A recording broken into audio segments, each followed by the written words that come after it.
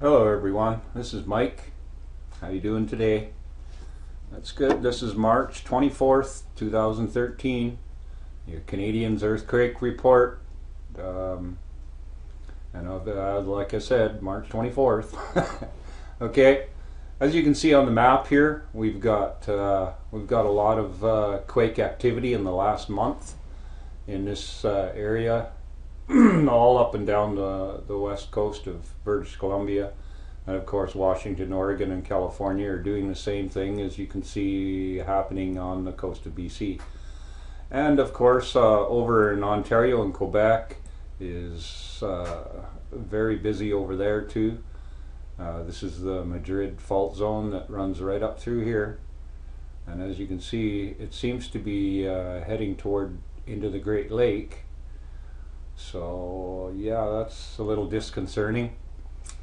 Okay, so we'll continue on here. I'll show you a few more. We'll go to, there was one other thing I wanted to show you on this one. Okay, I'll scroll up a bit here. We can see there's been a lot of quakes. And as you'll see on the left side here, 169 quakes. 101, 2 and better. 61, 3 and better. And 7, 4 and better. So which is uptick on the 4s, and fairly uptick on the 2s too. I'm going to go up here to the to about the 20th. Here we go, right here on the 20th.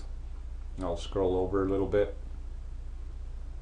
We had a 4.3 west southwest of Bella Coola. So that would put it off the coast of Vancouver Island and Sandspit area. And you can continue on. I'll scroll up through the times here, move it over a little bit so you can see a date. And scroll up, and they're all 2 and 3s from the 20th on. This doesn't show anything 23rd, 24th, but there hasn't been anything major. There's been a small one off Vancouver Island again. I think it almost registered a 4, which isn't on here. Okay, so we'll continue on here. I also have USGS here, and they're showing we've had quite a few. Here's this one I was talking about earlier, 1.4, and as we'll see, it was on the 20th. Which is right. And we've had a few in Washington, 3.2 lately. We've had quite a few on the Madrid over here, as you can see. There's also been a few smaller quakes in Northern California and Oregon. So yeah, you can see the Ring of Fire is definitely all fairly big quakes here. You know, fairly substantial in the 4 and 5 range. The odd will hit the 6 range, like this one here. We've also had a few up in this area that all in the 4 and 5 ranges. You can see a lot of action happening on both sides, and definitely down in here too. This doesn't show it. This is only the last 7 days that we're showing quakes here, and as I'll pull over to the side, you'll see it here. We have 7 days, 2.5 and better, 180 quakes. So you know, 180, it's fairly common. That's a common number in that range. Okay, so I'm going to go on to a different one here. We're going to go on to the pnsn.org and see what's going on here. As you can see, we've had a small Oregon 2.6 just within the hours. That's the same one. We also had one yesterday up in Oregon, 3.2, as you can see there. Oh, that was day before yesterday. And we can also, I'd like to scroll in here just a sec. I gotta get rid of this. There we go. Okay, Now this is the Princeton area, and we've been having a lot of quakes there, small ones, all in the 2 range, barely tipping the 3 range, and they call it mining activity. Through the mine that's in that area, and I'm about to show you the mine. This is the mine here, the tailings pond. This is the mine itself. These tremors, quakes, small movements are all happening in that general area of the mine, and a lot of times that they don't really get it. I don't think they're coming from the mine personally. A few of them, yeah.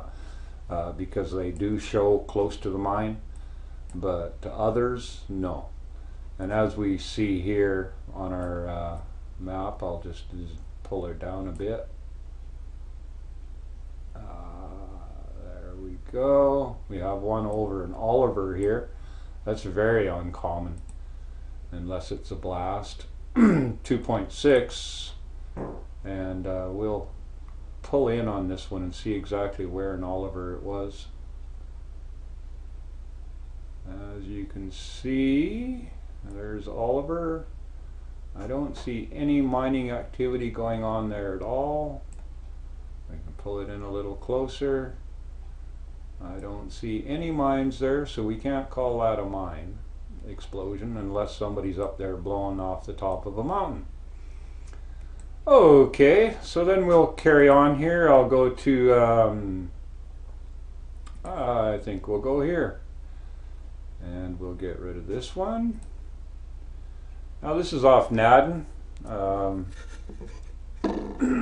This is Queen Charlotte Islands. Seismic viewer. This is the north end of the island. And as you can see, they're pretty active there today on the north end of the island. We'll go mid-island here, and this is, oh no, this is, yep, this is mid. And as you can see, we're having a small quake there. You can see it on the bottom here. It's coming through. And earlier when I pulled it up, all we had was this spike.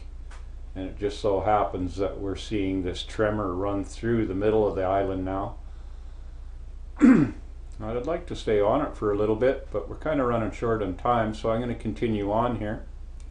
Looks like the quake is starting to mellow at the end here already. This was the big part of it. Okay, we'll continue on. This is the bottom part of the island, and it's also showing a fair bit of, oh no, this is Ottawa, I'm sorry. And we're just seeing a general, this is Ottawa, around the city. It's pretty busy around there. This is standard, except for these short snaps. Other than that, it all looks like it does every day.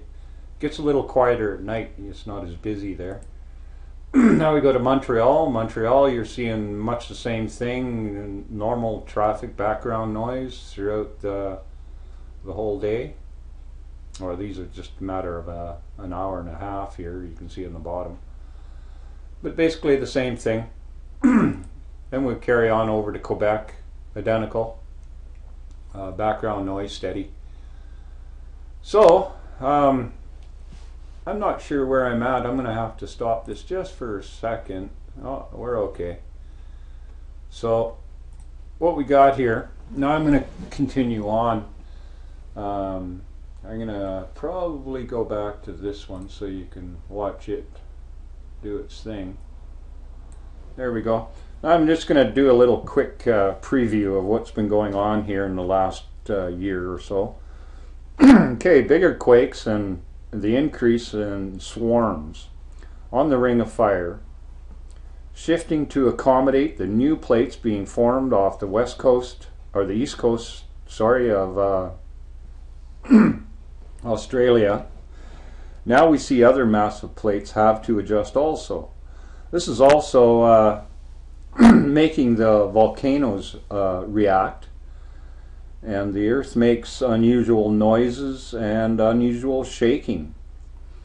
It's been on the lower side of the wave, and now is on its way up. And we're noticing that the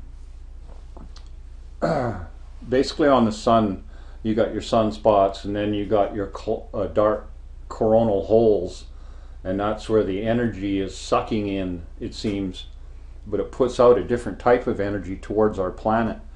And this has a direct connection with our earthquakes. As we see these coronal holes swing toward within the Earth's gravity, affecting the Earth's gravity, it seems to give us quakes, along with high energy solar flares, etc. So, okay, the southern end of the planet, the southern end of the planet is very active also, but it tends to migrate to the northern end of the planet in waves of movement, right? So as you've seen, I showed you on USGS and the other sites that the southern end of the planet, equator down, is really having a lot of movement, and this comes up in waves up into the northern hemisphere. Maybe the bigger question is, why is it increasing? And maybe it might be the high proton energy from the galactic center. This is just, I'm just going to spit out a few here. And NASA says it's a very high energy interstellar cloud, and this energy cloud changes our solar system because it puts it into a different type of energy, right? And maybe this is the start of a pole flip. Maybe that's what's going on here. Maybe that's why we're seeing all the different anomalies all over, like different poles popping up in the on the Earth and the Pacific Ocean. Plus, like that should be a negative polarity, and we're showing that in the Pacific Ocean and this anomalies that they have southern polarity spots. And this also is showing that things are changing. The flip's overdue. 300,000 years. Usually we have a flip. It's been 700,000 years, and maybe it's all happening at once. All this, everything seems to be going on, right? So in the change of thinking where these patterns are hopefully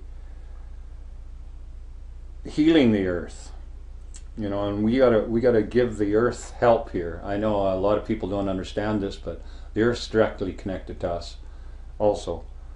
And so as long as we portray our energy out to her, this will help her adjust and heal. And also it's adjusting from these unseen forces. Okay, everybody, thank you. Love and peace to the world. We'll talk to you soon. Bye-bye.